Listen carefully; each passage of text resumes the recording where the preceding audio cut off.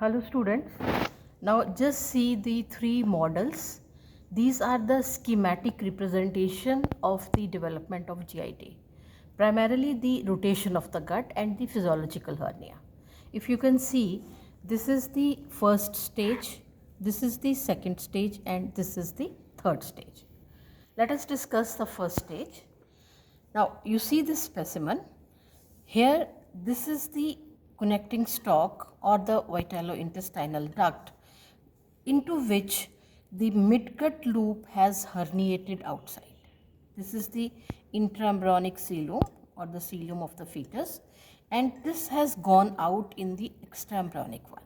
So this is the first stage which occurs from 5th to 10th week of intrauterine life, and in this stage, because liver is developing, lumbar segments have not developed, so there is not enough space for the rapidly growing midgut loops. So this midgut has gone outside. We call it physiological hernia. Now you see the various things. First let us discuss midgut only.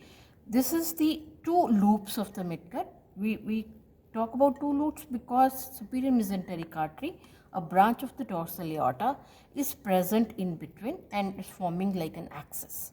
So we have a pre-arterial segment and this is the post-arterial segment.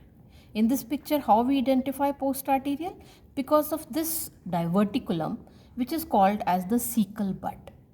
It is the developing cecum, and from the cecum, this diverticulum is the developing appendix. So this is appendix, right? So in this stage, one can see a coiled midgut loop, but you know that this midgut loops, they undergo rotation, anti-clockwise rotation, so that their position changes. But in the specimen, you have to talk about the identifying of these two things. Now, let us start from the beginning.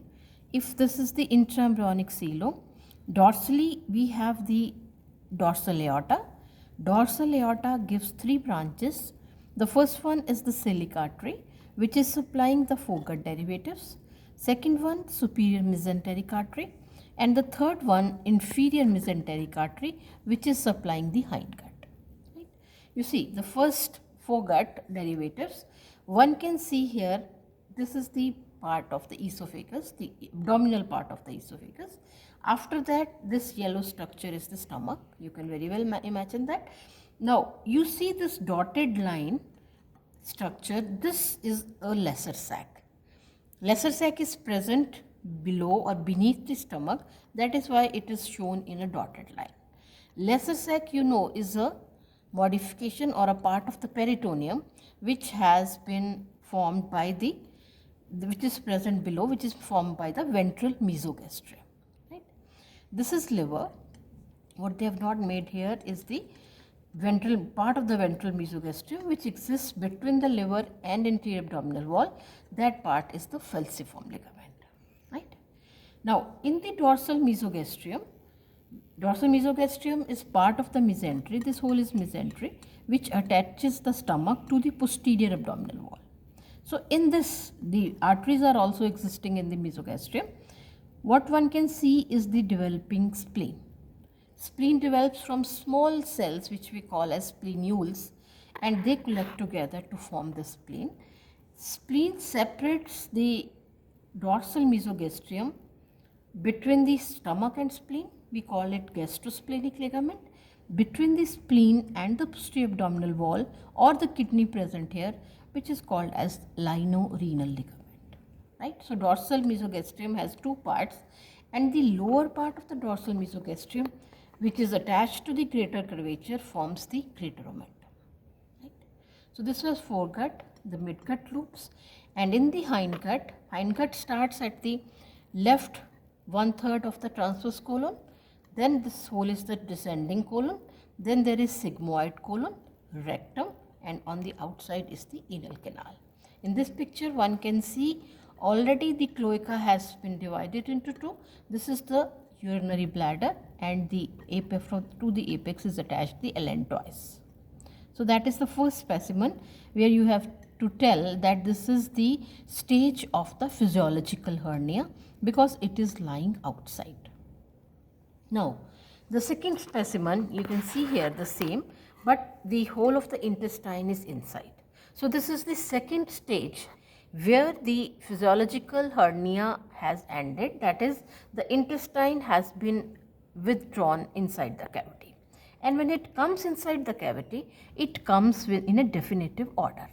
So the first thing to come is the pre-arterial segment, which changes into the jejunum and ileum. One can see here, this is the stomach, this is the duodenum part, first part of the duodenum, then second part of the duodenum comes, and beneath that this hole is the small intestine, jejunum, ileum, all this, and ileum ends here in the cecum. See, this is cecum and this is appendix, vermiform appendix, right? And this is the transverse to two-third part of the transverse colon, and this is the hindgut. You see, now if we talk about this part, it has entered inside the midgut.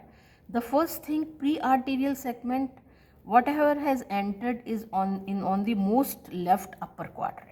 It has settled itself here, and after that, slowly and slowly, wherever the space is available, its loops, they settle themselves here, and it ends at the right upper quadrant in this diverticulum, which is cecal bud, right? And after that, the transverse colon is formed. So at this moment, the cecum is lying in the right upper quadrant. It is just after the withdrawal in the second position. Other structures you note here: liver, ever increasing liver, a part of the lesser sac, stomach, esophagus, spleen has been developed now. This is the gastrosplenic ligament, this is the lienorenal ligament, and here you see the two buds. This is the pancreas, the dorsal pancreatic bud and the ventral pancreatic bud. Because of the rotation, ventral pancreatic bud now lies just below and beneath this. So this will form into one pancreas in a later diagram, right? And these are again the vessels, celiac trunk, superior mesenteric, and the branches of the inferior mesentery. Yes, another thing, the hindgut, the cloaca has been separated by the development of urorectal septum. So we have the urinary part and the GIT part separated from each other. Now the third specimen, this is the after the fixation. Fixation actually gets carried till birth, but this after fixation, one can see the liver, the size of the liver, it has developed, it has grown so much.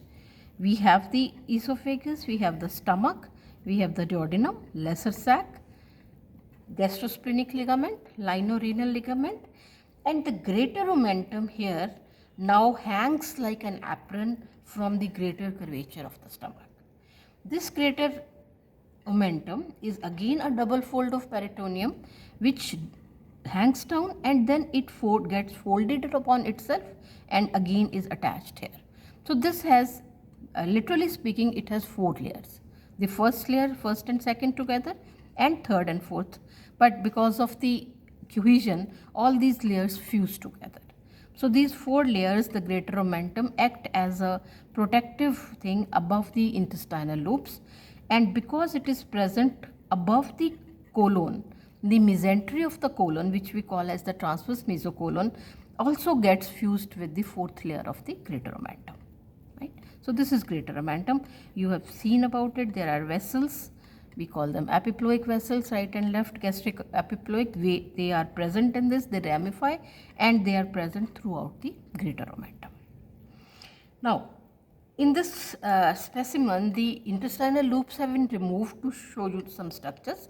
What you see here, the first thing you can note, the cecum has gone down.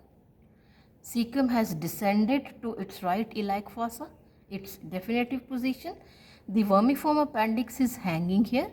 You know, the position of the vermiform appendix varies.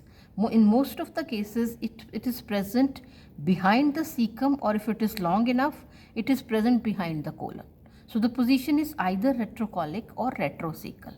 But sometimes, if it points towards the promontory, it is called as the promontoric position or the pelvic position. If it goes still downwards here in the pelvis, and sometimes it is lying just near the ileum also, where the ileocecal junction is there, pre-ileal and post-ileal positions.